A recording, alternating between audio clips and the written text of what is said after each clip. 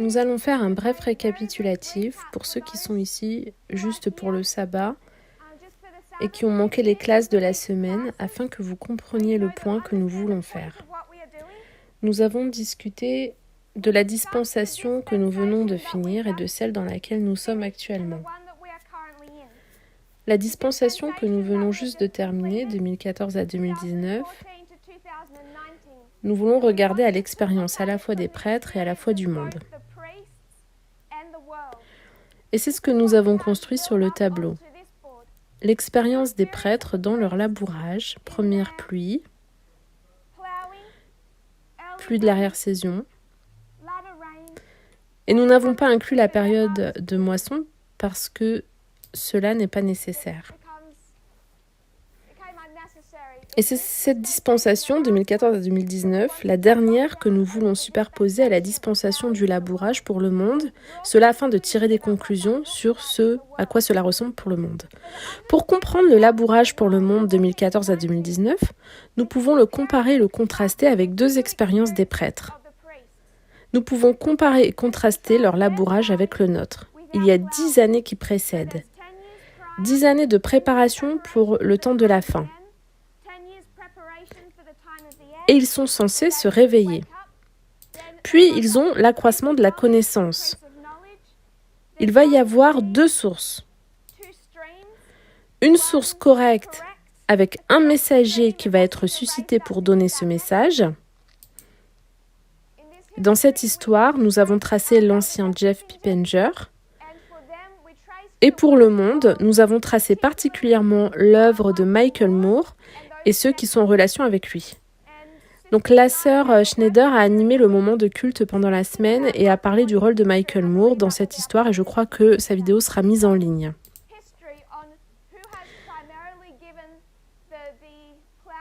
Et lorsque nous avons fait cela, nous avons constaté que ceux qui a testé est la même chose que ceux qui les a labourés. Le test est resté cohérent.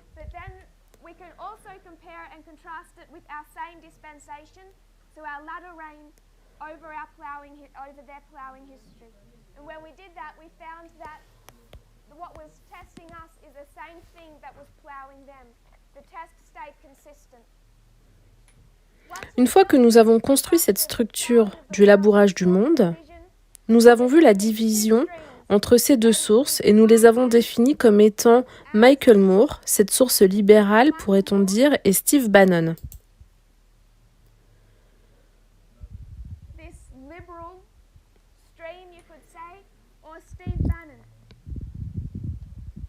Et nous avons aussi tracé l'œuvre qu'il a vraiment accomplie à partir de 2012, mais particulièrement de 2014 à 2019. Donc nous avons tracé nos deux sources, Michael Moore, Steve Bannon, et comment ils ont tous les deux impacté le monde, et particulièrement depuis 2014. Mais comme nous le savons aussi, ils existent sur la ligne des 144 000 depuis le temps de la fin en 1989. Le but de tout cela était de nous amener à discuter de à quoi ressemble la moisson du monde. Donc si c'est leur labourage, ainsi que les deux sources qui se développent dans cette histoire, lorsque nous, monde, quel type de message allons-nous tirer? Aucune conclusion de cela.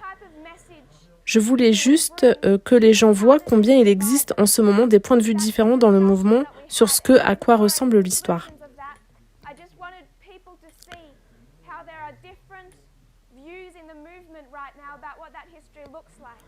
Les gens ont des idées différentes. En voici quelques-unes.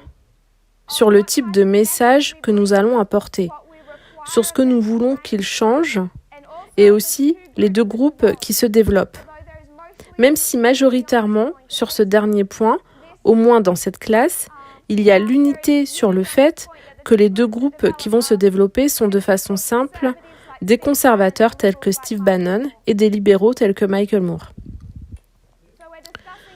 Donc nous avons parlé de la période de la moisson du monde après la loi du dimanche et la loi du dimanche, ce qui arrive après. Nous avons mis cela de côté et nous n'avons pas traité de cette partie depuis le début de la semaine. Puis nous sommes arrivés sur un sujet qui semble être déconnecté, mais nous reviendrons sur cela. Et et c'est à propos de ce qu'est la contrefaçon. Donc nous avons tracé l'histoire des 1260 jusqu'à l'histoire de la blessure mortelle de la papauté en 1798. L'histoire de cette blessure mortelle. Nous avons comparé et contrasté Israël ancien avec Babylone ancien et les deux opèrent comme une théocratie. Donc en résumé, nous avons fait la chose suivante. Nous avons compris qu'Israël ancien opérait comme une théocratie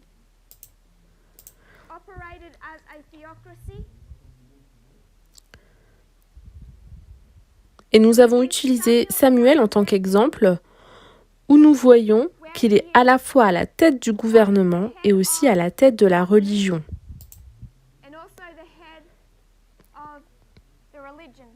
Donc que ce soit sur les questions spirituelles ou gouvernementales, dans Israël ancien, Samuel portait les deux casquettes. C'est une combinaison de l'Église et de l'État. Nous avons comparé Israël ancien avec, dirons-nous, Babylone, mais nous savons que c'est beaucoup plus que Babylone en tant que pays. C'est la Médo-Perse, la Grèce, Rome. Nous l'appelons juste Babylone ancien.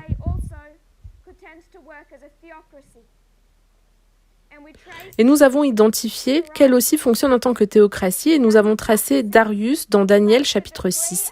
Il promulgue un décret en tant que Dieu parce qu'il croit qu'il est un Dieu et qu'il ne peut pas commettre d'erreur. Donc il promulgue un décret en tant que Dieu en portant son chapeau de Dieu, indiquant que personne ne peut adorer ou prier aucune autre divinité religieuse excepté lui pendant 30 jours. Donc il est donc déifié et à la tête de leur religion parce qu'il a fait cela en tant que Dieu. Il ne peut commettre aucune erreur. Aussi, quand il revient en tant que roi, il dit qu'il veut annuler cette loi pour sauver Daniel qui la transgresse. Donc il y a un rappel qui lui est fait qu'il ne peut pas annuler sa propre loi. Il porte deux casquettes, sa casquette de roi et sa casquette de Dieu déifié. Ils opèrent donc de la même façon. Nous sommes ensuite arrivés à la fin d'Israël ancien et nous avons défini cela comme l'histoire de Christ et de l'Église primitive approximativement en 34 après Jésus-Christ. La fin de la période des 490 ans. C'est ce que vous avez ici, c'est une séparation de l'Église et de l'État. Le peuple, les pharisiens, la nation juive ont cette idée que lorsque le Messie sera né et que le libérateur sera élevé, il restaurera à la fois leur liberté religieuse, leur autorité religieuse et aussi leur puissance civile. Ainsi, ils seraient libérés du contrôle de l'Empire romain.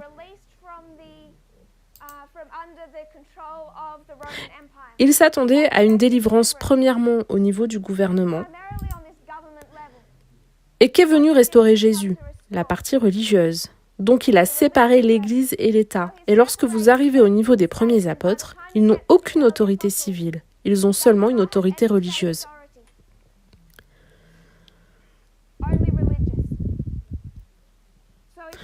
Donc si Babylone ancien est une contrefaçon d'Israël ancien, nous avons reconnu qu'il faisait la même chose, séparer l'Église et l'État.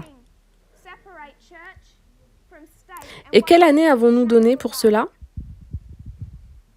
Plusieurs idées ont été données. Je vais retenir 538 après Jésus-Christ. Et nous observons une séparation de la papauté des rois de l'Europe. Nous pensons à Clovis. Clovis n'est pas le modèle de Darius. Darius a une casquette de Dieu et une casquette de roi.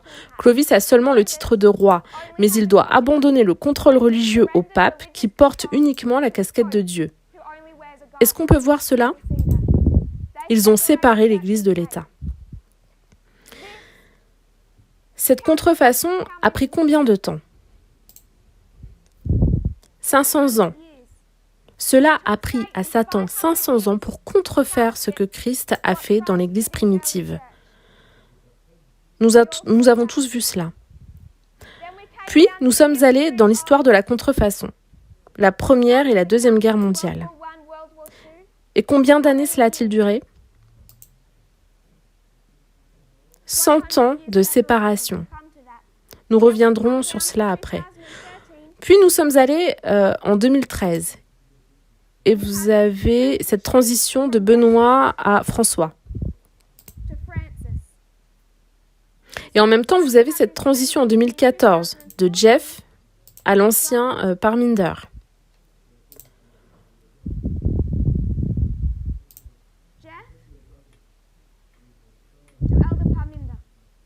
Depuis combien d'années sommes-nous maintenant séparés ?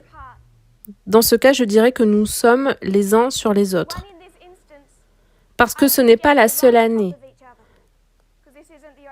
Sommes-nous tous d'accord avec cela ? Non, nous ne le sommes pas. Parce qu'il y a des gens ici qui ne croient pas que la résurrection contrefaite est la papauté. Donc je veux être vraiment clair sur le fait que nous ne sommes pas tous d'accord avec cela. Nous reviendrons sur cela.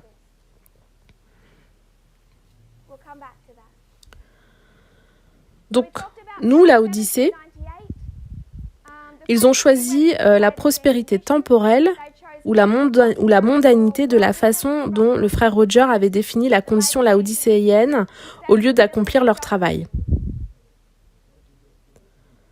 En 1773, la France redonna à la papauté la zone d'Avignon, Benevento, Pontecorvo.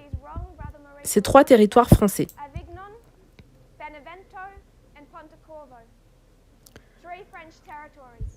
Il y a donc un quiproquo, pourrait-on dire, entre les rois d'Europe et la papauté. Et la papauté a reçu des comtés qui leur appartenaient auparavant quand ils ont dissous l'ordre jésuite. On peut retracer cela dans l'histoire.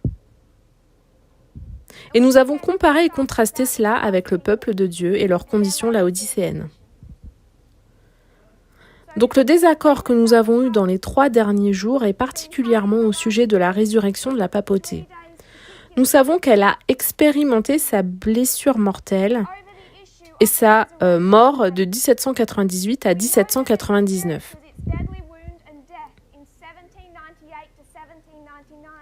Nous avons tracé comment elle a décliné en puissance à travers la grande partie des années 1800. De 1869 à 1870, elle perd les états pontificaux qui vont au royaume de l'Italie. Elle est défaite au combat. Donc la papauté va perdre de la puissance tout le long de cette histoire, de 1798 jusqu'à la fin de la moitié des années 1800, en passant par au moins la première moitié.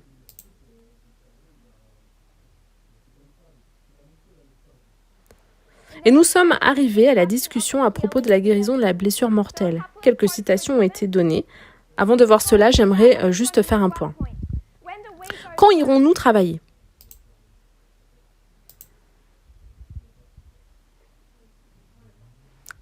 À la loi du dimanche. Là, c'est nous. Nous allons travailler. Est-ce d'accord ? Tout ce qui est avant est interne. La préparation pour aller travailler. Préparer l'adventisme à aller vers le monde, à la loi du dimanche. Est-ce que cela a du sens ? Je vais juste souligner cela parce que quelqu'un hier a dit que si on parle de la contrefaçon pour la guérison de la blessure mortelle, ces personnes disent que la blessure mortelle est guérie à la loi du dimanche.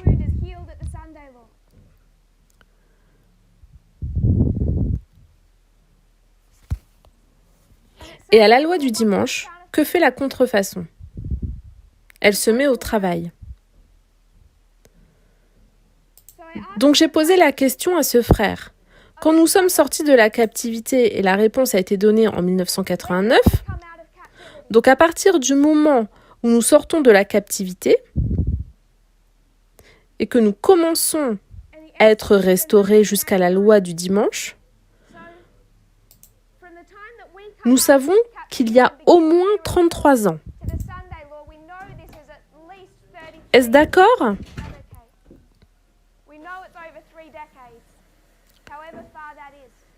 Nous savons que cela fait plus de 3 décennies.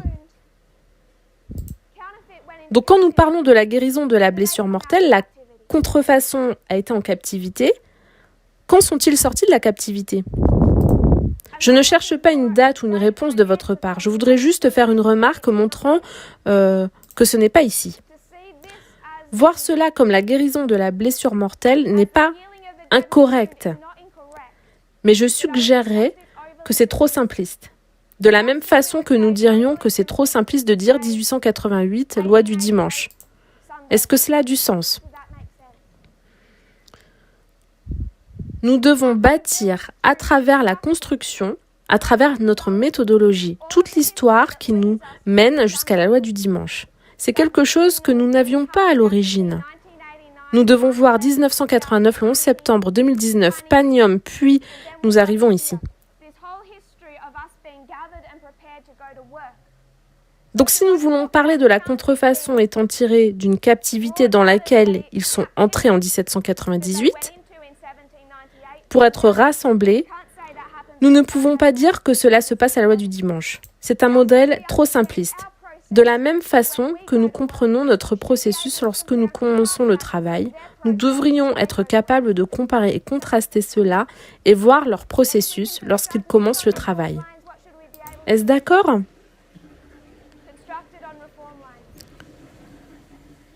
Et si nous pouvons construire cela sur la ligne de réforme, nous devrions être capables de faire cela.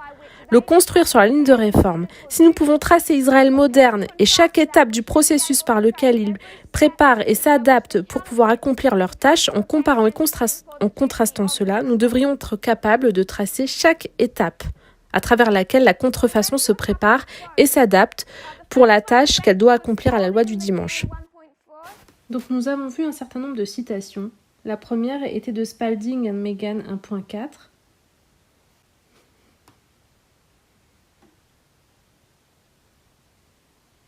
Et dans ces paragraphes, elle parle de la papauté et du protestantisme et elle écrit ces citations dans l'histoire des années 1850. Donc nous savons que c'est encore tôt. Elle dit « J'ai vu que la bête à deux cornes avait une bouche comme un dragon et que sa puissance était dans sa tête et que le décret sortait de sa bouche. Puis je vis la mère des prostituées, que la mère n'était pas les filles mais qu'elle était séparée et distincte d'elles. Elle a eu son temps dans les années 1260. Les 1260 années sont passées et ces filles, les sectes protestantes, étaient les prochaines à entrer en scène pour agir avec le même état d'esprit que la mère avait lorsqu'elle persécutait les saints. J'ai vu que comme la mère avait décliné en puissance de 1798 à 1860, les filles avaient pris de l'ampleur et bientôt elles vont exercer la puissance qui avait été exercée autrefois par la mère. Donc je vais donc donner l'ancien point de vue adventiste. Puis je veux que nous tracions ce qui a changé. Il y a un an auparavant, pratiquement toutes les personnes présentes dans cette pièce avaient la même idée de à quoi ressemble la fin du monde en tant qu'adventiste.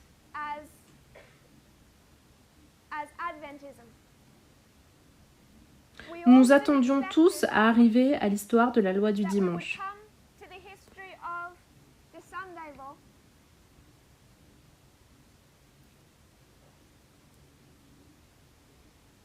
Cette balise, que nous est-il dit ? Qui va émettre la loi du dimanche ? Selon les adventistes, qui va émettre la loi du dimanche ? Le protestantisme.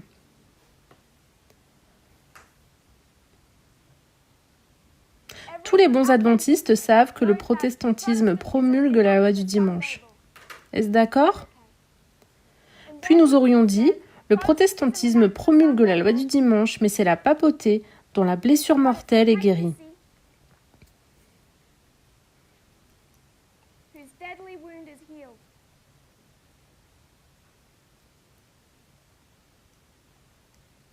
Et nous aurions mis une séparation entre les deux. Malgré le fait que beaucoup d'adventistes s'attendent à avoir un type de communication secrète de type état profond, travaillons entre les deux, il y a toujours une distinction. Le protestantisme promulgue la loi du dimanche, mais c'est la papauté dont la blessure mortelle est guérie. C'est l'interprétation traditionnelle adventiste. Donc il y a une année, la plupart d'entre nous auraient adhéré au même modèle. Puis, au milieu de l'année dernière, alors que nous étudions l'histoire de l'esclavage et que nous sommes allés dans les chapitres de premiers écrits, nous sommes devenus conscients que Christ aurait dû revenir dans cette histoire avant 1863. Et nous avons observé que Premiers Écrits suit le même modèle de structure que la tragédie des siècles. 1863, tout est établi de façon systématique, toutes les étapes jusqu'à la seconde venue. Et quand elle fait cela, elle montre l'histoire de 1850 comme l'histoire où la coupe du péché des États-Unis a été remplie. Et de quoi cette coupe a-t-elle été remplie ?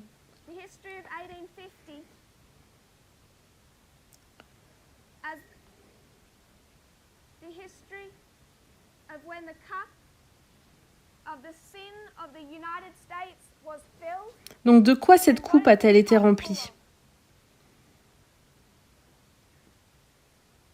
L'esclavage. C'est cela. Donc si Christ était revenu avant 1863, c'était le péché pour lequel il aurait jugé les États-Unis. Facile à voir dans ce livre de Premiers Écrits. Puis nous avons vu ce que nous avions déjà compris, nous le savions depuis longtemps, dans l'histoire de 1888, que la coupe des États-Unis est encore une fois décrite comme étant pleine. Et que dit-elle au sujet de ce péché cette fois-ci ? C'est la mise en place du dimanche. Donc ça, c'est le péché des États-Unis. Ça, c'est le péché des États-Unis. Première et deuxième histoire. C'est ce que vous pouvez tirer de Premiers Écrits et c'est ce que vous pouvez tirer de la tragédie des siècles. Ce que nous avons compris alors, c'est qu'avec la règle de la triple application de la prophétie, comme nous l'avons fait depuis maintenant quelques années, Première Guerre mondiale plus... Donc cette histoire plus cette histoire égale celle-ci. Qu'est-ce qui a changé ?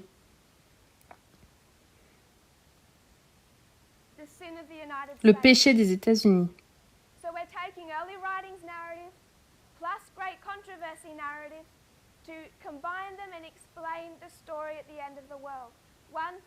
Un plus 1 égale 3. Et qu'est-ce qui a changé sur cette ancienne compréhension ? Quel changement ? Ma sœur. Qu'avons-nous changé par rapport à notre ancienne compréhension adventiste ? Désolée ? Nous utilisons la méthodologie. Mais quelles croyances avons-nous changé ? La nature de la loi du dimanche. Tout ce que nous avons changé, c'est notre compréhension de ce qui va dans cette coupe. Est-ce que cela a du sens ? C'est la coupe du péché. Ici, le péché, c'est l'esclavage. Ici, le péché, c'est la mise en place du dimanche. Donc nous combinons les deux et nous comprenons que ce qui remplit cette coupe de péché à la fin du monde. Est-ce que c'est d'accord ? Donc je veux que nous soyons clairs, que tout cela a changé. Et nous avons combiné Premiers Écrits et la tragédie des siècles pour comprendre cela. Donc lorsqu'elle dit dans l'histoire des États-Unis des années 1850 que la papauté a travaillé dans l'histoire des 1260 et que maintenant le protestantisme est en train de s'élever et va faire un travail, c'est correct, n'est-ce pas ? Parce que nous savons très bien qu'en 1850, c'est l'œuvre du protestantisme, mais en 1888, c'est la loi du dimanche qui fait cette œuvre. 1863, 1888, 1893, 3 balises de loi du dimanche que nous donne Ted Jones. Et qui fait le travail de chacune de ces 3 ? C'est le protestantisme. Font-ils cela avec l'aide de l'autorité de l'Église catholique ? Non. Il n'y a aucune assistance dans l'histoire de 1888. Non. Ils ont agi de façon entièrement indépendante et séparée de l'Église catholique.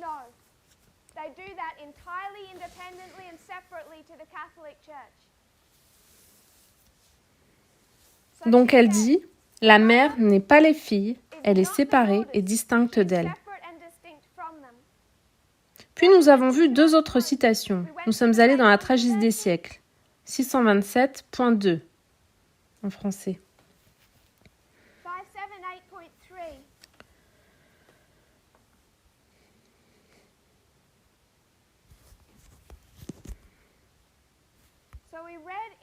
Donc nous avons lu dans cette citation,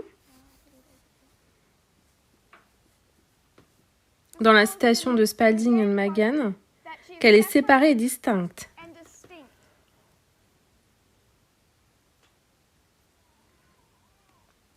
La mère et les filles.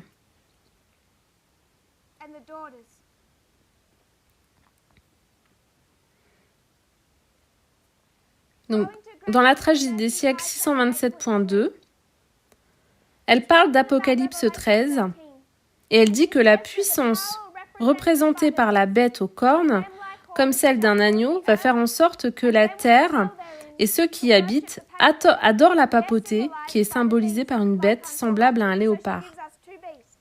Donc elle nous donne deux bêtes. Une bête qui est semblable à un léopard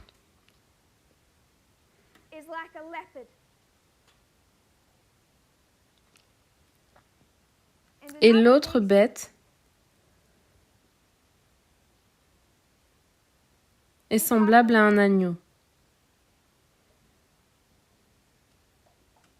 Donc on a une bête semblable à un léopard et une bête semblable à un agneau. La bête semblable à un agneau va faire en sorte que la terre et ceux qui y habitent adorent la bête semblable à un léopard. La bête avec deux cornes disait à ceux qui habitaient sur la terre que lorsqu'ils devraient faire une image à la bête, mais dans cet hommage à la papauté, les États-Unis ne seront pas seuls. Est-ce que le seul protestantisme rend hommage à la papauté ? Non. Non, ce n'est pas uniquement l'œuvre du protestantisme ou des États-Unis. L'influence de Rome dans les pays qui reconnaissent autrefois sa domination, l'Europe, l'Amérique du Sud, une portion de l'Afrique, l'Europe de l'Est, l'influence de Rome dans ces zones est encore loin d'être détruite. Et la prophétie prédit une restauration de sa puissance et de la puissance de qui ? Donc c'est la mère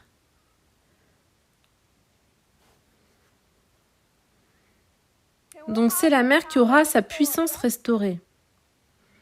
Et le contexte, la même phrase parle de son influence qu'elle a encore de l'histoire des 1260.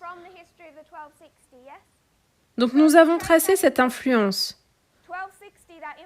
Elle appartient à la papauté. Elle a subi un coup, elle s'est affaiblie et revient. Au protestantisme ? Non, à la papauté, car elle l'a toujours. L'infliction de la blessure mortelle pointe vers la chute de la papauté en 1798. Après cela, dit le prophète, la blessure mortelle fut guérie et tout le monde admirait la bête. Paul déclare clairement que l'homme de péché va continuer jusqu'à la seconde venue. Jusqu'à la fin des temps, il va continuer son œuvre de tromperie et le révélateur déclare aussi, en faisant référence à la papauté, « Tous ceux qui vont habiter sur la terre vont l'adorer, tous ceux dont le nom n'est pas écrit dans le livre de vie. » Donc, qui est adoré ? La papauté. Donc si la papauté est morte, comment peut-elle être adorée ? Adorons-nous quelqu'un d'autre en son honneur ? Qui adorons-nous ? Christ.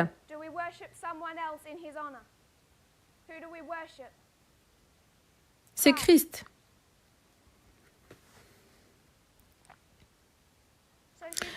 Donc elle détruit la distinction entre la mère et les filles. Et la bête qui est guérie est la même bête qui reçoit la blessure mortelle et qui souffrait ou expérimentait une perte d'influence de 1798 jusqu'à la fin des années 1800.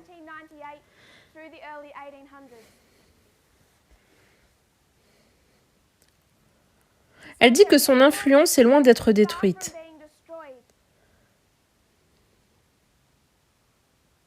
Beaucoup d'influence, 1260.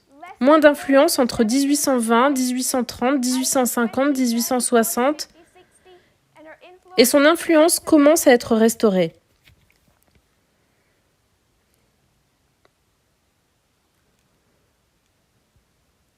Nous avons aussi fait référence à la tragédie des siècles. 478.2. Elle parle de deux bêtes ici encore. La bête avec des cornes comme un agneau parlait comme un dragon et exerçait toute la puissance de la première bête devant elle. Donc il y a une bête semblable à un agneau et il y a une première bête.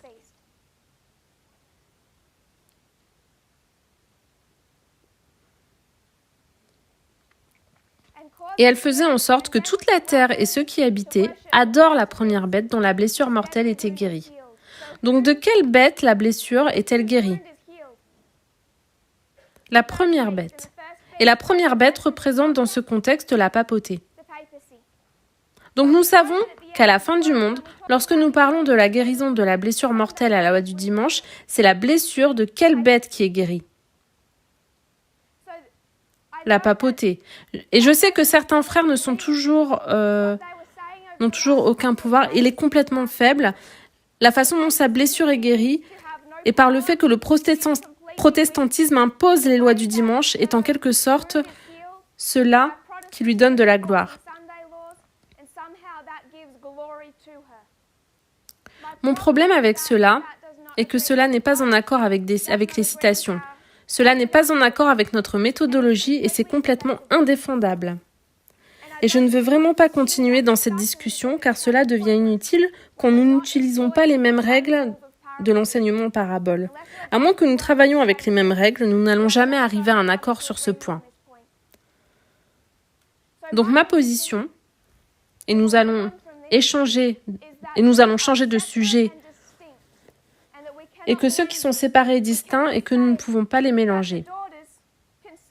Nous ne pouvons pas dire que les filles conservatrices mettent en place une loi du dimanche et que d'une manière ou d'une autre, cela donne la gloire et de la puissance à une bête morte.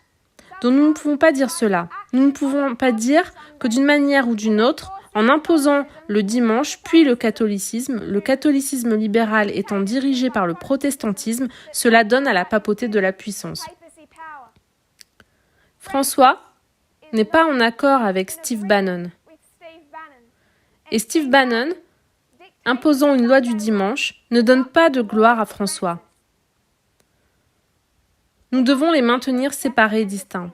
Et c'est quelque chose que nous ne serions tous d'accord de faire et que nous n'aurions pas de problème à faire si nous suivions tous le même modèle de la tragédie des siècles de la version 1888. La seule raison pour laquelle il y a maintenant un désaccord à ce sujet est que nous avons vu la montée du conservatisme en Amérique. Et en relisant certaines de ces citations, je pense que les gens ont pensé que nous étions en train de défaire et de remettre en question plus que nous faisions réellement. Mais en regardant ce qui a rempli la coupe ici et ce qui a rempli la coupe ici, les deux s'appliquent à ce qui remplit la coupe ici. Il n'est pas dit que le rôle de la papauté dans ces histoires est abandonné dans cette histoire. Vous ne pouvez pas faire cela avec notre méthodologie, donc je veux m'assurer que nous sommes suffisamment nombreux à être d'accord sur ce point avant de pouvoir avancer. Sœur Schneider, Frère Roger, Frère Willy, est-ce que tu le vois? Comment le vois-tu? Es-tu en accord avec ce modèle, séparé et distinct? Blessure mortelle, guérie, papauté. Sœur Dull,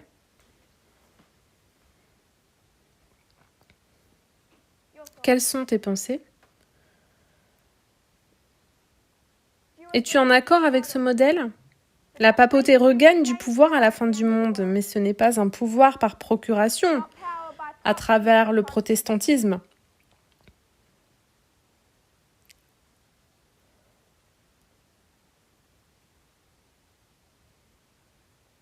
Sœur Joy, es-tu d'accord? Comment le vois-tu? La papauté a-t-il son propre pouvoir à la fin du monde ou est-elle impuissante? Tu n'es pas sûre?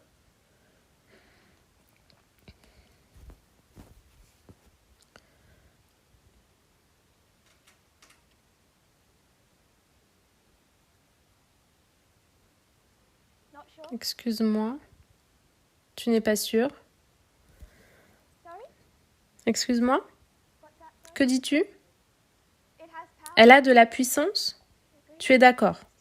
Sœur Fiona?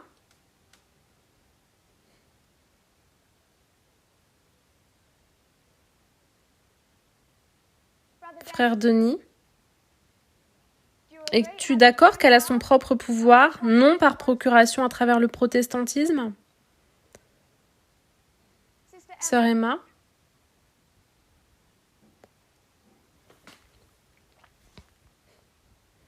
Sœur Priscilla? Où étais-tu? Comment le vois-tu?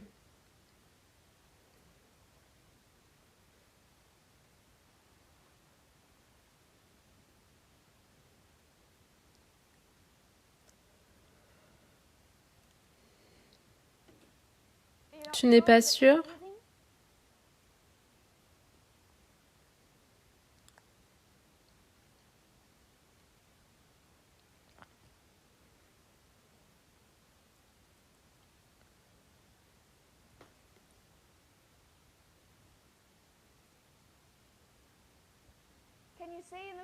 Peux-tu voir dans les citations que la mère va regagner pouvoir séparé et distinct de la puissance des filles, que sa blessure mortelle est guérie? Ou le définis-tu différemment?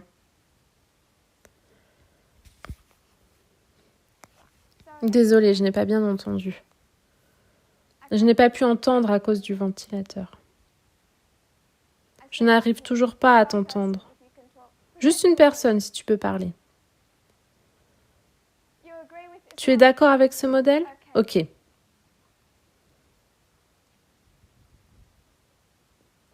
Alors nous allons avancer. Nous allons avancer si nous sommes tous d'accord que la mère est distincte des filles. Et elle regagne sa propre puissance d'une façon qui est séparée et distincte.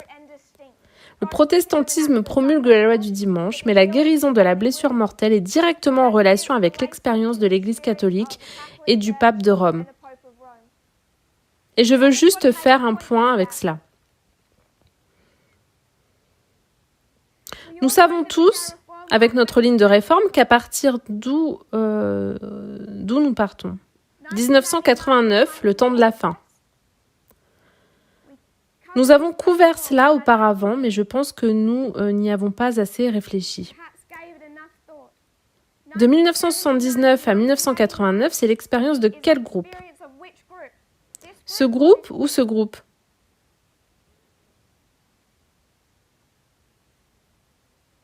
C'est l'œuvre du protestantisme ou l'œuvre de la papauté? Qui a dit les deux? Toi? Qui a dit les deux? Sœur Schneider? Donne-moi le protestantisme en premier. Cela commence quand? 1979 à 1989, c'est Jerry Falwell et la majorité morale. Donne-moi le catholicisme. Jean-Paul II? Qu'a-t-il fait en 1979? Il va à Washington, D.C., à la Maison-Blanche. C'est le premier pape autorisé sur ce morceau de terrain et il commence à entrer en alliance avec le gouvernement américain en 1979. De 1979 à 1989, qu'est-ce qu'il fait et avec qui travaille-t-il? Il travaille avec Reagan. Donc Jerry Falwell, avec qui travaille-t-il? Qui est-il? Reagan? Jean-Paul II? Avec qui travaille-t-il? Qui est-il? Reagan. Jerry Falwell représente la fille. Jean-Paul II représente la mère. Nous sommes d'accord avec cela. Donc on récapitule. 1979 à 1989, 10 ans d'histoire où nous devons être préparés pour le temps de la fin. L'adventisme est censé voir des choses dans cette histoire qui le préparent pour 1989, les événements finaux de l'histoire du monde. Et qu'était-il censé voir ? Ils étaient censés voir Jerry Falwell et le protestantisme en Amérique travaillant avec Ronald Reagan afin qu'il soit élu et Jean-Paul II travaillant avec Reagan, l'aidant à faire tomber l'Union soviétique. Donc nous avons à la fois les filles et la mère actives dans cette histoire. Maintenant, travaillent-elles ensemble ? Non. Le pape a-t-il aidé Jerry Falwell pour la majorité morale ? Est-ce que la majorité morale a travaillé avec l'Église catholique ? En faisant chuter l'Union soviétique, ils ont agi séparément et distinctivement, et ils ont fait cela au temps de la fin. Est-ce que nous croyons en nos règles ?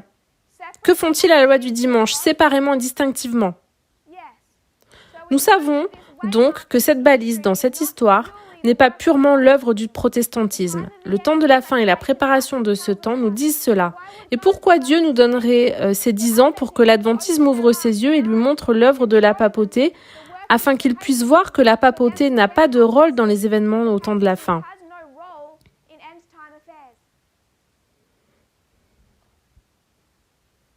Une pensée finale sur ce sujet. Le message du cri de minuit, c'est la préparation. Labourage des prêtres, 2 sujets. Nous arrivons à l'histoire de notre pluie, de l'arrière-saison.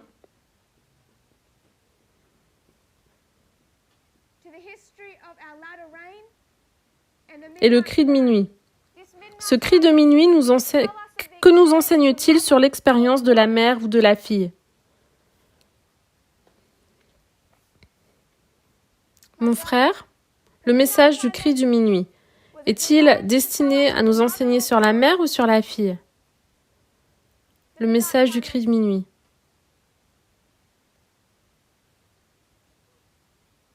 Sur les deux. Donc si nous devions structurer le message du cri de minuit en une série de conférences et de classes données en Arkansas en octobre 2018, la toute première classe concernerait quel sujet ? Les toutes premières présentations du cri de minuit.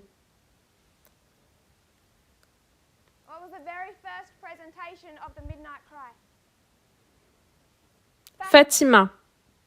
Et quel était le but de Fatima ?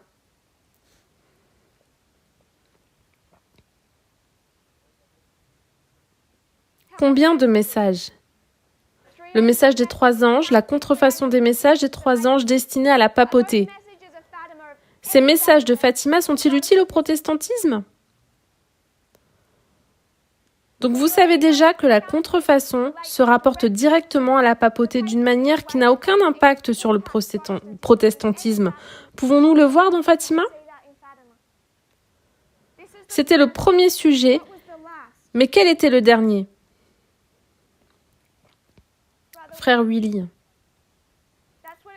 Quel était le sujet ? La contrefaçon. Aucune relation avec le protestantisme. Donc la structure du cri de minuit était mère, fille, mère. Nous avons parlé du rôle de l'Église catholique, sa restauration, sa contrefaçon des messages des 3 anges et des lignes de réforme séparément et distinctivement. Nous avons discuté du rôle du protestantisme à la fin du monde. Puis dans la présentation finale, nous sommes revenus et nous avons tracé la contrefaçon des lignes de réforme de la papauté. Donc nous avons traité en même temps de la mère et des filles. Avons-nous montré qu'elles travaillaient ensemble ? Étaient-ce des études étroitement liées entre elles ? Non, d'aucune façon. Lorsque nous avons parlé du protestantisme en Amérique et de l'ascension de Donald Trump, cela n'était pas en relation avec le message de Fatima. Il y a 2 parties dans le message du cri de minuit, séparées et distinctes. Une est en lien avec la mère, l'autre est en lien avec les filles. Je n'ai pas l'intention de faire du chantage ou de faire pression, mais soyez juste conscients que si vous ne croyez pas que la papauté est la bête restaurée contrefaite de l'histoire de la loi du dimanche, vous ne croyez pas en l'alpha et en l'oméga du message du cri de minuit. Alors pourquoi croyez-vous que tout ce qui se passe entre ces 2 points ?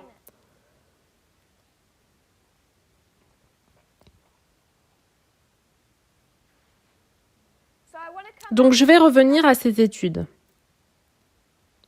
Nous avons fait la ligne de l'Israël moderne et je pensais que cela serait fait en environ 10 minutes. Nous allons faire la ligne de l'Israël moderne, comparer, contraster et montrer que la contrefaçon de cela, la restauration à la fin du monde, est Babylone moderne ou la papauté. Nous voulions faire cela, je pense, mardi, mais nous avons passé la majorité de cette semaine à discuter de la question de savoir si la mère ou les filles qui est ou sont ressuscitées. Je vais passer à autre chose et dire qu'il s'agit de la mère. Donc ce que nous voulons faire, c'est nous souvenir de ce à quoi ressemble cette ligne de la réforme contrefaite.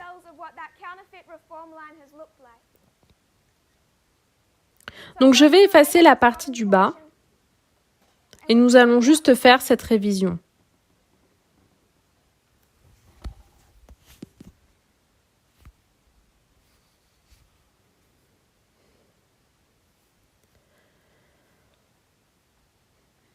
Je ne veux pas passer en revue toutes les preuves car nous l'avons déjà fait en détail à plusieurs reprises au cours des 14 derniers mois et je veux juste que nous nous souvenions de son existence, ainsi que pour ceux qui ne sont pas familiers avec ce sujet. Donc nous avons vu ce temps de dispersion et de captivité et nous avons tracé ce temps de dispersion de 538 à 1798, les 1260. Et nous savons que la papauté est entrée en captivité en 1798. S'il y a deux parties dans l'histoire, alpha de l'Israël moderne et dans l'histoire oméga de l'Israël moderne, combien y a-t-il d'histoires pour Babylone moderne? Une histoire alpha et une histoire oméga. Nous nous sommes retournés en arrière et nous avons tracé l'histoire alpha. Nous avons observé que de 1798 aux années 1800, la papauté était en lutte pour maintenir toute autorité dont elle disposait. Elle a perdu des états pontificaux et c'était vraiment une persécution permanente qui a duré de 1798 à la majeure partie des années 1800. Puis nous arrivons à 1899. Et sans aller dans les citations, nous avons vu qu'il y a un messager qui a été suscité. Et qui était-il? Quelqu'un connaît-il cette histoire? C'est l'histoire de Genio Pacelli. Donc il y a une famille de catholiques dévoués qui croient que la seule manière de restaurer l'autorité catholique dans le monde peut se faire en restructurant l'Église, en guérissant l'Église de l'intérieur et en réécrivant la loi de l'Église. Donc nous comprenons, nous en avons discuté auparavant, que l'histoire d'Israël moderne, toute l'histoire de 1989 à la loi du dimanche, c'est Dieu faisant quoi? Restructurant, guérissant de l'intérieur. Donc avant que la papauté accomplisse une œuvre, que doit-il se passer premièrement? Une restructuration de l'intérieur. Cette famille l'a compris et ils sont tous devenus des avocats du Vatican. Quand les États de la papauté ont été pris en 1869 et en 1870, le pape a fui Rome et a pris son avocat avec lui. Cet avocat était le grand-père de Genio Pacelli et ils sont donc des catholiques dévoués travaillant avec la papauté depuis au moins les années 1850-1860. 1899, Eugenio Pacelli commence à étudier le code de droit canonique. Il agit sur la base de ses convictions familiales, selon lesquelles il doit restructurer l'Église de l'intérieur et elle veut retrouver son autorité politique et il achève cette œuvre en 1917.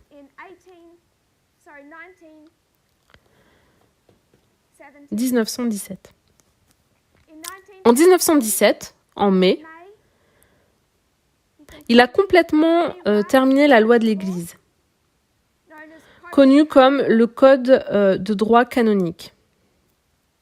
Et en même temps qu'il a restructuré cette loi de l'Église, nous avons également les visions de Fatima et le début des apparitions de Fatima.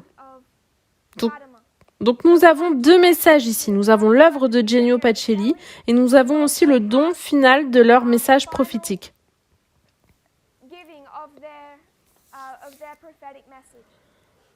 Quand William Miller a-t-il reçu ce message prophétique? En 1798?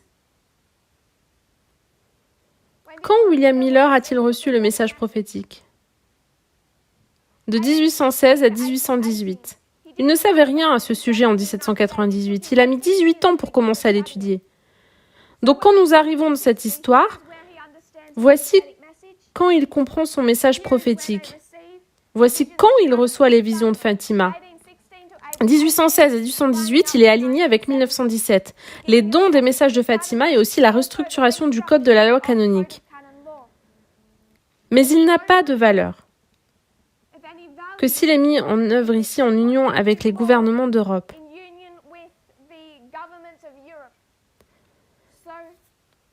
Quelques semaines après l'adoption de la loi de l'Église, Eugenio Pacelli prend un train pour l'Allemagne et commence à travailler avec le gouvernement allemand pour que cette loi soit promulguée.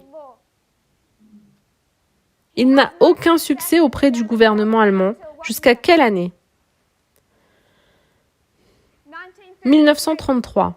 Et pourquoi peut-il faire signer en 1933? Que se passe-t-il d'autre en 1933? C'est l'élection d'Hitler. Hitler accède au pouvoir en 1933. Et Hitler est finalement un politicien allemand prêt à travailler avec l'Église catholique. Les autres n'ont pas été conciliants. Hitler accède donc au pouvoir et il est conciliant. Et ce droit canonique, cette loi de l'Église est signée entre Hitler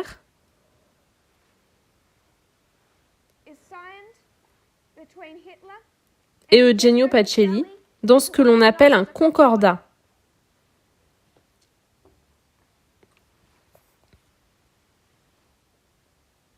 Donc William Miller a reçu son autorité en 1833.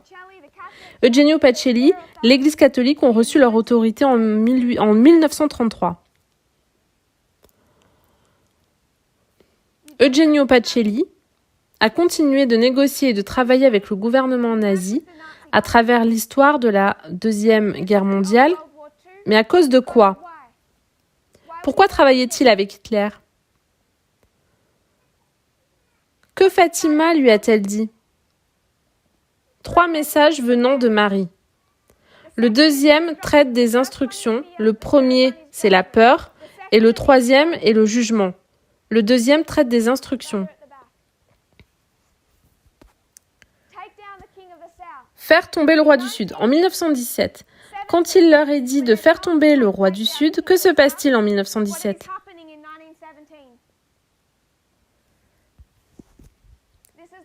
C'est la révolution russe. Lénine accède au pouvoir et il ne l'a pas encore fait, mais il arrive. Cela commence en mars et cela finit en novembre. C'est donc dans l'histoire de la révolution russe, et il leur est dit qu'il doit faire tomber le roi du Sud ou la Russie dédicacée à Marie. Pacelli est le premier pape qui accepte le message prophétique de Fatima.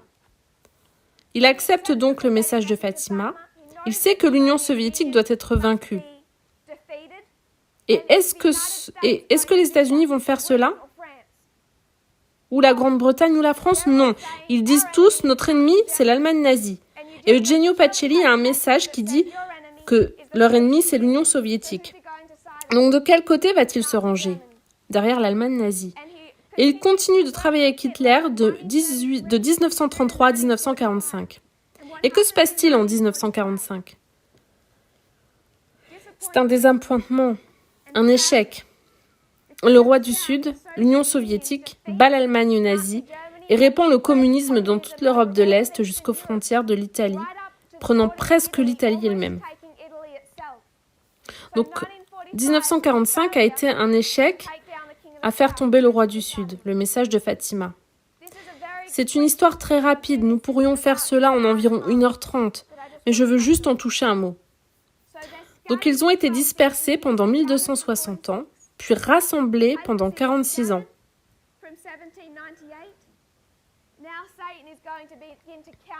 La papauté a été dispersée de 1798 et maintenant Satan va commencer à contrefaire 100 ans plus tard.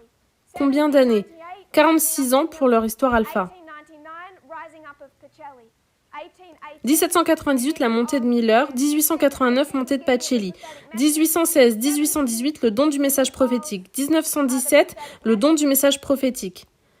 1833, Miller reçoit son autorité. 1933, Pacelli et l'Église catholique reçoivent leur autorité des gouvernements d'Europe, et cette année-là en particulier de l'Allemagne. 1844, désappointement échec. 1945, désappointement échec. Ils ont ici un homme, Eugenio Pacelli, qui est venu au sein de l'Église catholique. Il l'a restructuré, il l'a réformé, puis il est devenu le pape Pie XII. William Miller arrive au sein du protestantisme. Il le restructure, il le réforme, puis devient le leader de l'Israël moderne, qui est connu comme l'adventisme. 1939, Eugenio Pacelli devient pape. La même année dans cette histoire, vous avez la conversion d'Ellen White, et elle devient prophète pour Israël moderne. Et de la même façon, vous avez Lucia, qui reçoit le message de Fatima, mais elle est envoyée faire un vœu de silence dans un monastère, car les dirigeants catholiques ne pouvaient pas la contrôler. Elle continue particulièrement après 1945 à écrire les visions de Fatima et à demander aux dirigeants catholiques de l'écouter et d'écouter ses messages. Elle ne parle pas beaucoup dans cette histoire, à peine en fait. Il lui faut beaucoup plus de temps pour documenter cette expérience.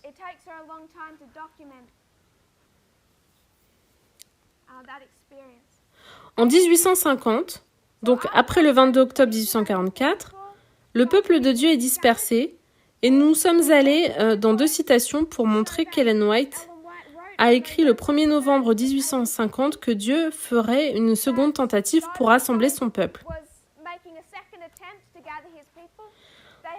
Ils avaient été rassemblés puis à nouveau dispersés, frappés et déchirés. Et maintenant, Dieu va faire une deuxième tentative pour rassembler son peuple. Nous avons identifié que le 1er novembre 1850, Ellen White dit « Nous devons faire sortir une nouvelle carte. La carte de 1843 a été dirigée par la main de Dieu et nous devons faire sortir une nouvelle carte, la carte de 1850. » Nous avons pu retracer toutes ces déclarations faites le 1er novembre 1850 dans quelques différentes lettres qu'elle a écrites. Puis nous parlons de 1950. De 1945 à 1950, l'Église catholique est dispersée, frappée et déchirée alors que l'Union soviétique prend le contrôle de l'Europe de l'Est. En 1950, Eugenio Pacelli va faire une seconde tentative pour rassembler l'Église catholique et la mobiliser contre le communisme.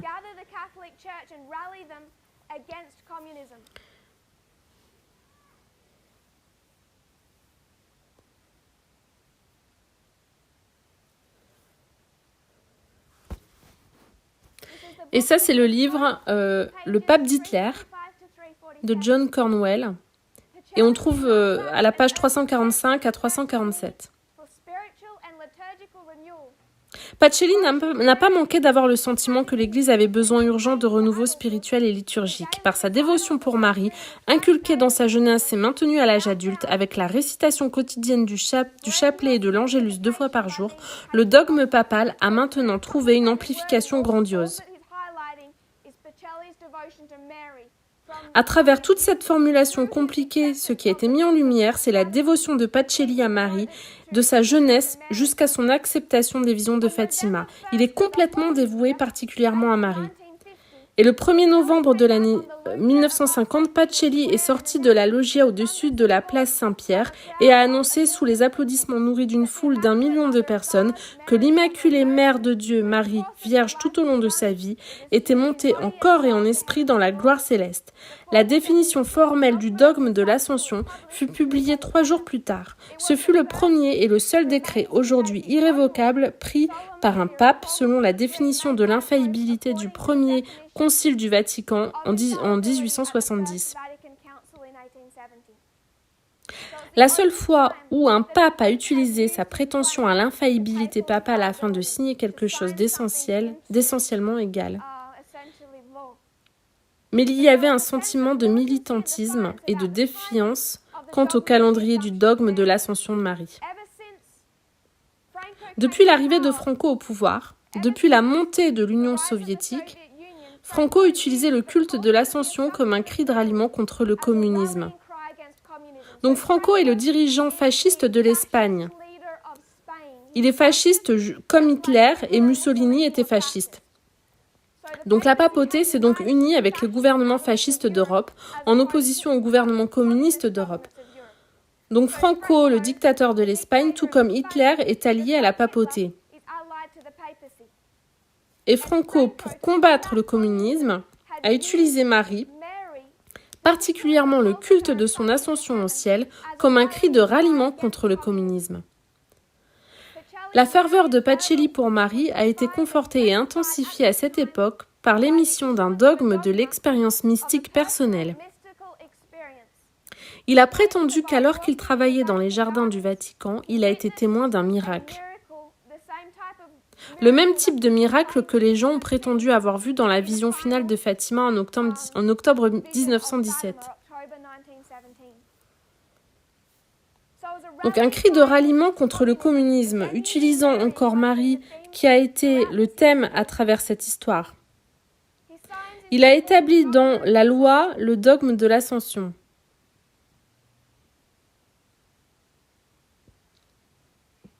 Il rappelle aux gens les messages de Marie qui existaient depuis 1917. C'est sur cette vision de Fatima qu'il attire l'attention des gens, parce qu'il reconnaît que lorsque Marie a dit « l'Union soviétique doit être vaincue et m'être dédicacée », c'est d'une façon personnelle que Marie elle-même lutte contre le communisme. Donc lorsqu'il va essayer de rassembler l'Église catholique contre le communisme, il va encore une fois attirer leur attention vers Marie et vers Fatima. Je crois qu'il a également déclaré l'année suivante comme étant une année sainte. Il l'a dédiée entièrement à Marie et a commencé à établir des itinéraires de pèlerinage en provenance de toute l'Europe vers Fatima pour visiter le site de ses visions. Il y a donc des efforts qui ont été mis en place pour faire revenir les gens au message de Fatima. Tout comme en 1850, cette carte est-elle si différente de la carte de 1843 ? Non, c'est une tentative d'attirer l'attention des gens vers les messages qui avaient été donnés dans l'histoire des Millérites, cette histoire. Tout ce qui est fait ici, c'est de ramener l'attention des gens vers Marie et les visions de Fatima. C'est essayer de rediriger leur attention vers les messages donnés dans l'histoire alpha. Comparaison et contraste, ils font la même chose et nous avons identifié celui-ci comme le 1er novembre et nous avons identifié celui-ci comme le 1er novembre. Exactement au jour pour jour à 100 ans d'intervalle. Mais ils sont entrés dans une condition laodicéenne en 1850, juste comme ils l'ont fait ici. Et ces rassemblements n'ont pas fonctionné. En 1863, ils se sont organisés. 1962, vous avez le deuxième concile du Vatican. Le premier concile du Vatican eut lieu en 1870 et c'est à ce moment qu'ils élaborent la doctrine de l'infaillibilité papale.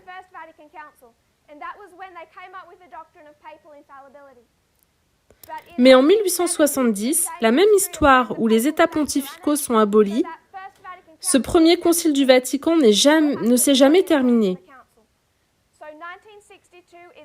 Donc ils doivent tous fuir et abandonner le concile. Donc en 1962 se tient le deuxième concile du Vatican et met officiellement fin au premier, presque 100 ans plus tard. Donc dans le deuxième concile du Vatican, ils s'organisent. Ils réorganisent l'Église catholique. Est-ce bon ou mauvais pour la papauté à la fin du monde ? C'est bien. Ce seul point nous en dit long. Cette comparaison et contraste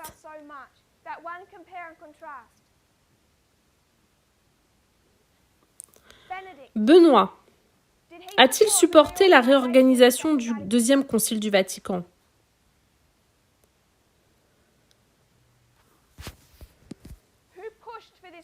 Qui a mis en avant cette organisation, mon frère ? Les jésuites. il y avait ces changements libéraux dans l'Église catholique. Cette réorganisation a été faite particulièrement à travers la pression de l'ordre jésuite. Alors Benoît, supporte-t-il ces changements et ces réformes? Non, il ne croit pas que cela soit quelque chose de bien. Jean-Paul II ne pensait pas non plus que c'était quelque chose de bien. Et François, croit-il que ces changements sont bons? Oui. Donc si c'est bien pour eux, à la fin du monde, qui est le pape qui fait cette œuvre? Benoît ou François? C'est François. C'est une comparaison-contraste qui peut établir cela, mais nous avons plus de preuves que cela. Mais qu'en est-il de leur message prophétique? Quel est le message prophétique? C'est Fatima. Et il leur est dit dans ce message prophétique de faire quelque chose, de vaincre le communisme et l'Union soviétique. En 1962, il y a un nouveau pape. Je crois que c'est Jean XXIII. Et il décide qu'à ce concile, il veut que les membres de l'Église orthodoxe russe participent, donc des dirigeants de l'Église orthodoxe russe, et il fait donc un accord secret avec l'Union soviétique. Et les dirigeants de l'Union soviétique, qu'aussi longtemps que l'Union soviétique permettront aux dirigeants orthodoxes russes de venir à ce concile, eux, lors de ce concile, ne feront aucune condamnation du communisme.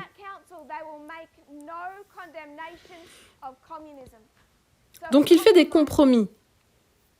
Il ne croit pas dans le message de Fatima. Donc Lucia écrit au pape, et lui l'ignore. À peu près tous les papes de cette histoire, depuis la mort de Pie XII en 1958 jusqu'à Jean-Paul II, ces papes ne croient pas en Lucia.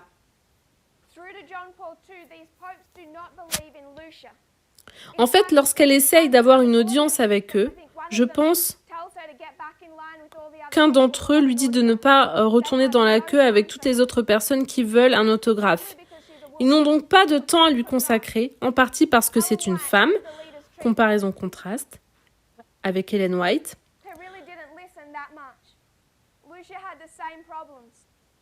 Comment les dirigeants l'ont-elle traitée? Ils ne l'ont pas vraiment écoutée. Elle a eu les mêmes problèmes. Ils ne l'ont pas écoutée. Puis nous arrivons dans l'histoire de 1989.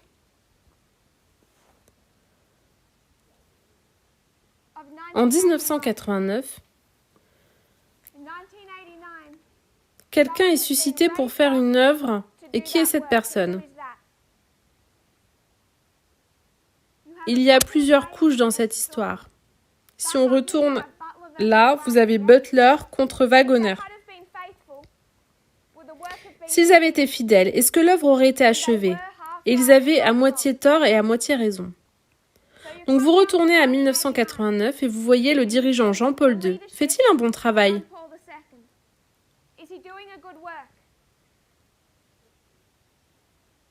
Il a accepté le message de Fatima. Il voulait voir la défaite de l'Union soviétique. Et pourquoi cela?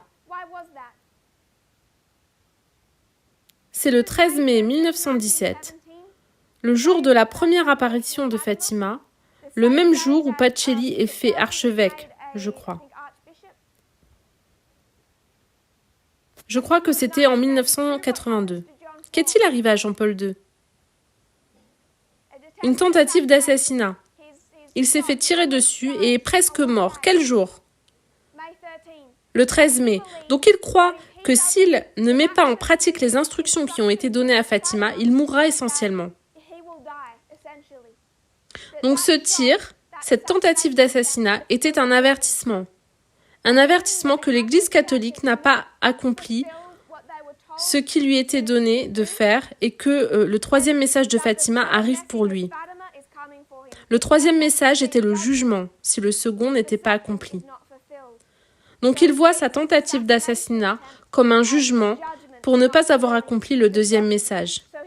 Aussi, il commence à rassembler toute son énergie et son influence pour renverser l'Union soviétique. Donc il fait une bonne œuvre. Mais comment se positionne-t-il sur la réorganisation du deuxième concile du Vatican? Au sujet des messagers qui ont été abolis en 1773, les jésuites. Il est directement opposé aux jésuites. Et c'est une histoire de guerre civile à l'intérieur de l'Église catholique. Jean-Paul II essaye de détruire l'influence des jésuites. Et c'était d'une certaine façon une guerre totale.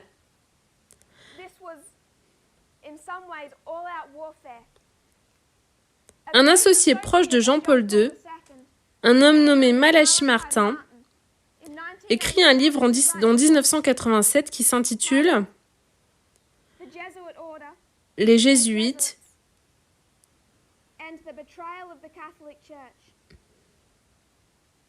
Quelle est leur position sur les Jésuites ?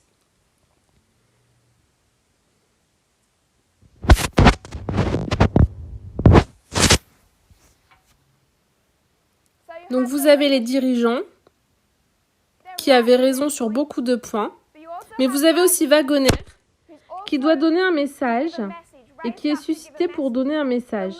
Les dirigeants sont directement opposés à Jones et Wagoner. Les deux ne peuvent pas se réunir de façon polie et résoudre leurs différences. Ils ne peuvent pas résoudre leurs problèmes, ils ne peuvent pas travailler ensemble. Ils sont bloqués chacun dans leur camp, opposés à Ellen White. Et Ellen White les condamne pour leur attitude. En 1989, Jean-Paul II fait un bon travail, mais il est directement opposé aux jésuites, les messagers contrefaits envoyés par Satan. Ils ne peuvent pas s'organiser et régler leurs différences, et c'est une histoire de guerre civile. Aucun camp n'a accompli sa tâche. Jean-Paul II a renversé l'Union soviétique, mais il n'a pas terminé, il n'a pas pris le contrôle de l'Europe de l'Est. Il n'a pas retrouvé la puissance politique et il a perdu les États-Unis en tant qu'alliés alors que l'Union soviétique tombait. Il n'a pas accompli la tâche comme il l'aurait dû.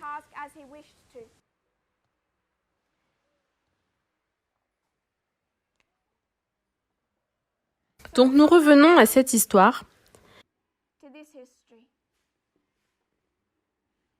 C'est l'Oméga de 1989. Et c'est ce que nous avons vu lors de ces dernières présentations. Est-ce le catholicisme, la montée de la papauté qui a guéri à travers cette contrefaçon jusqu'à notre temps de la fin, puis s'est soudainement converti en tant que Jerry Falwell et le protestantisme ? Je ne crois pas. Je crois que cela continue à être la résurrection de la papauté à la fin du monde. Nous n'irons pas dans cette histoire maintenant, mais nous voulons comparer et contraster la ligne des prêtres avec les premières étapes de la résurrection de l'Église catholique. Un point avant de terminer. Qui croyez-vous qui est suscité ici ? Mon frère, qui est suscité ici ? Le pape François ? Donc nous avons fait 2014. Qui est de ce côté ? En 2014 en interne. Jeff. Et de ce côté ? La contrefaçon, comparer, contraster, qui est de ce côté ? Qui est de ce côté ? Qui est suscité à leur temps de la fin ? Benoît ou François ? Benoît. Nous devons regarder attentivement à Benoît. Si vous voulez bien vous agenouiller pour prier avec moi. Cher Père Céleste, merci pour tes bénédictions, Seigneur. Nous savons que certaines de ces choses sont difficiles à comprendre, mais tu es tellement bon avec nous. Tu nous donnes les modèles, les paraboles et les histoires. Et quand nous avons ces histoires et ces images, Seigneur, nous pouvons absorber l'information beaucoup plus facilement. Tu connais notre fragilité humaine, tu connais notre difficulté à comprendre, puis à conserver et à retenir ces informations. Mais tu nous donnes ces histoires et ces modèles pour nous aider à nous souvenir. Je prie, Seigneur, que nous les utilisions correctement et que nous arriverons à l'unité sur ces points et que nous puissions être prêts à comprendre ce qui arrive à notre dispensation à la fois comme prêtre et 144 000. Que nous puissions ne pas gaspiller notre temps et que nous soyons aussi préparés que tu le voudrais. Je te prie au nom de Jésus. Amen.